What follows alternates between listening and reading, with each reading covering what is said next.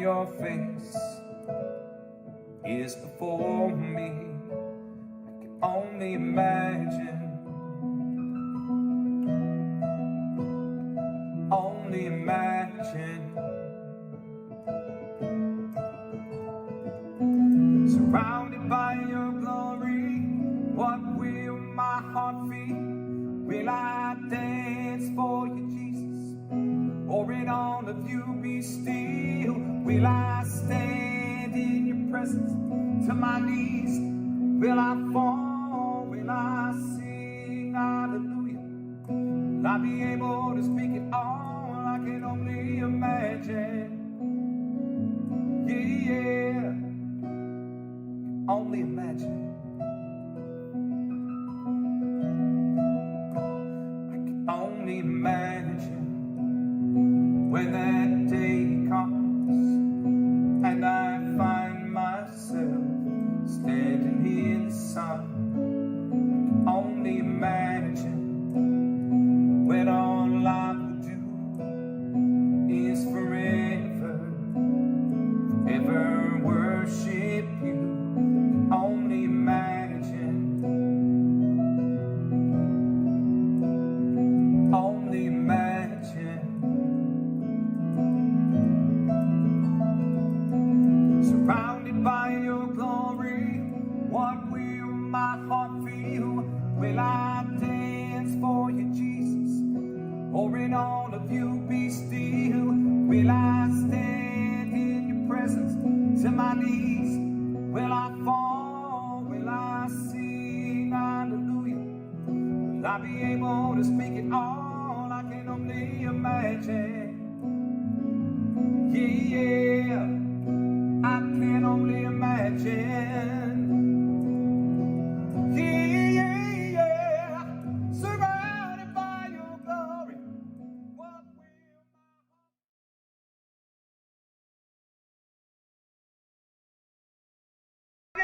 Good morning. Welcome to Coffee and Conversation. I'm going to turn off John and Gotti here. He's rocking out for us. But it is good to be with you on, I don't even know. I'm looking at it. It's Thursday, April 30th, and I am joined by my time capsule child. If you wondered what I looked like 25 years ago and 30 pounds ago, that's pretty much it right there. So it's good to see you. Peace be with you. Look, we got hearts. We got people chiming in. Everybody's ready to go Thursday. You guys really have stayed with this theme of days of the week. Like, most people don't know what day of the week it is. But I'm telling you, I watch you on Mondays, Tuesdays, slow. By the end of the week, you're picking up the pace. The comments are coming quick. You guys, it's a rhythm. It's a rhythm. So good morning and peace be with you. Today we toast to coffee and conversation to you. If I said it already, peace be with you. I'll say it again. Mr. Lipczynski says, good morning, Nathan. Oh, good morning, Mr. Lipczynski. Golfing buddies out there, amongst other things. But, yeah, we pulled shot 120 with Ray once. It was a bad day. Yeah. Hey, if you take somebody golfing, you should really take them to somewhere where it's hard.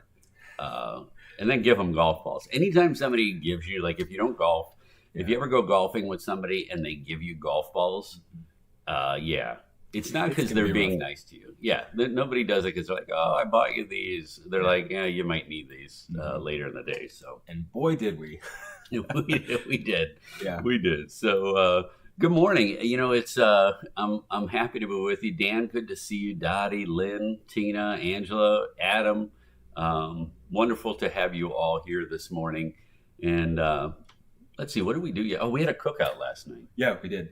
We had Father Mike over, Mike McCandless, and we made burgers, we made hot dogs, and homemade fries. I had never done that before, so yeah, it was a good time.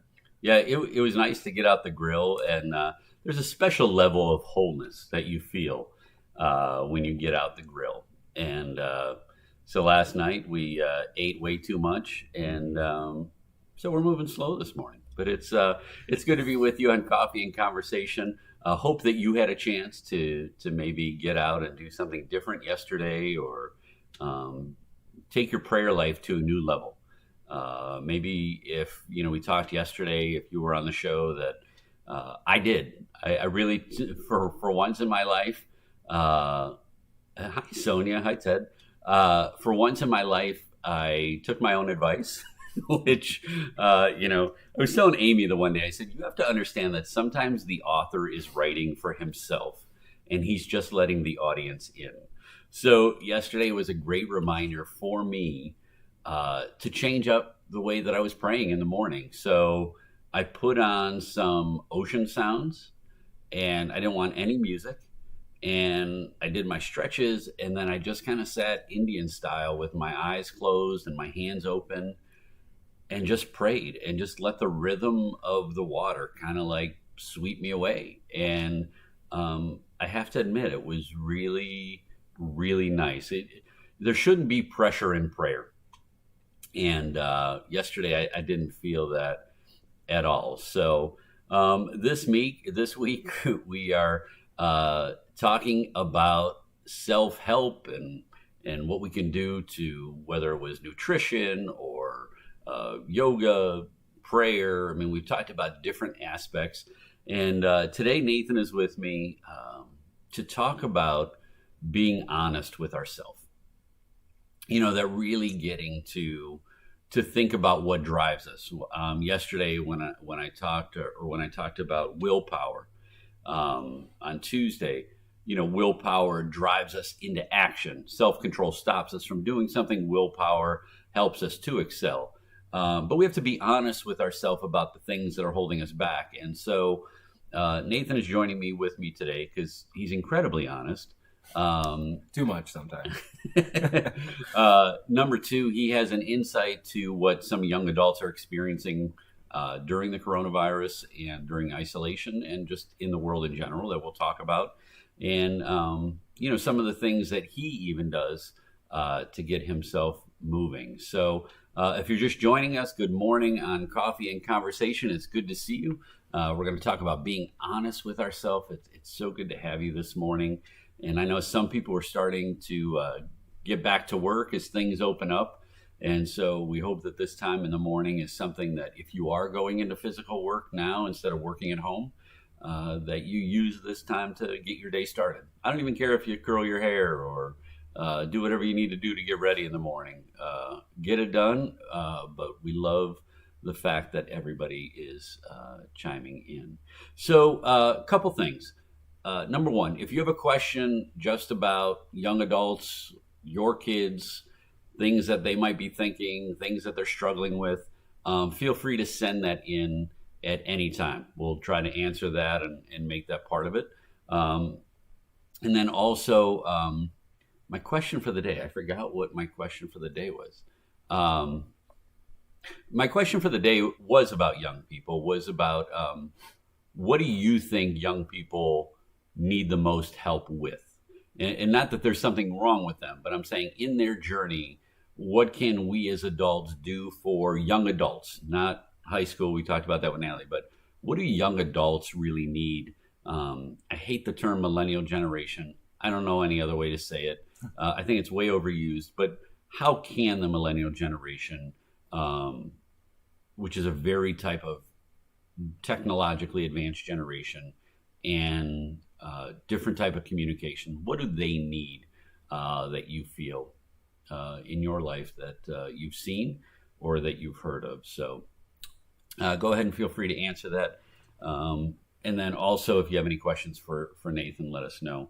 But this notion of being honest with ourselves, it's one that not only takes reflection, but it also can be rough. Nathan, we've often talked about that, like most people say, young people are falling away from the church. Mm-hmm. And you and I have talked about the fact that, well, young people really don't care about anything. Some young people. Some young people care about a lot of things. But like they need to know why they believe in something. They're not going to country clubs. They're not going, it's kind of an inward thing. Mm-hmm. What do you think is the lack of introspection that exists maybe for you or some other people that you know that you really need to work on more in order to be honest with yourself as a young adult? So, like, what insights do you need to be honest with yourself? Yeah. Question? Okay. I think you have to have a goal or multiple goals is the start. You need to know that you want to go somewhere, you want to achieve something, and then you can really take an inventory of if that's possible, what you need to do to get there, how you can better yourself in whatever way that you want to. And then once you've established all the, the positive goals, then you can sort of take a look and you say, okay, well, what's stopping me from doing that? What can I do better? What can I work on? So then do you honestly assess though, like what has held you back? Like, because we have to address that. We have to address like, okay, so what has stopped me in the past from being able to do this? Do you think about that at all, or do you just try to keep moving forward? I definitely try to think about that. I mean, if you don't learn from the past and your mistakes, then you're kind of just doomed to repeat them over and over and over again. But I think that's a big part of it is you have to be honest and say, okay, well, this is where I've messed up. I've, fallen away from this, routine, or I'm not making, good progress in these areas. So you really have to take a look at the less savory parts of what we're doing and be like, okay, well, I need to work on this. I need to fix these little things. Right. Well, and I think so. I mean, I think that that's true for all of us that, in the end, we need to think about what is it that if I'm being honest with myself, yes, I want to go to the gym. Yes, I want to do this. What is really holding me back? I was always admired about